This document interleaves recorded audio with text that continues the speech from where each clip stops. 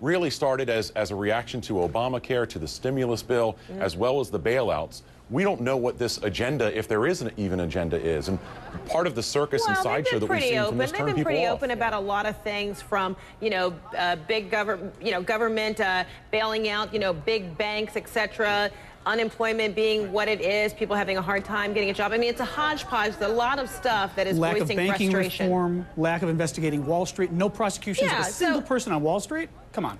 Okay, so then, Doug, back to you.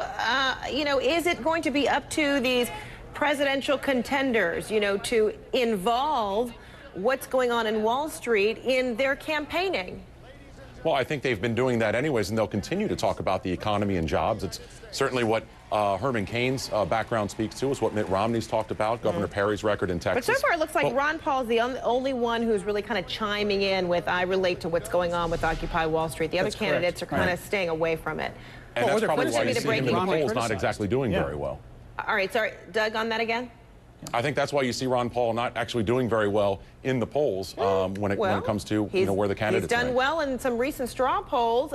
Okay, so, John, give me an idea whether these other candidates, Ron Paul has kind of stuck himself out there. He has been talking about the Occupy Wall Street. Are the other Republican contenders going to feel some pressure that they've got to make a very clear stand on where they are with Occupy Wall Street, and whether people who are there in Lower Manhattan are going to feel the pressure to make it a political event?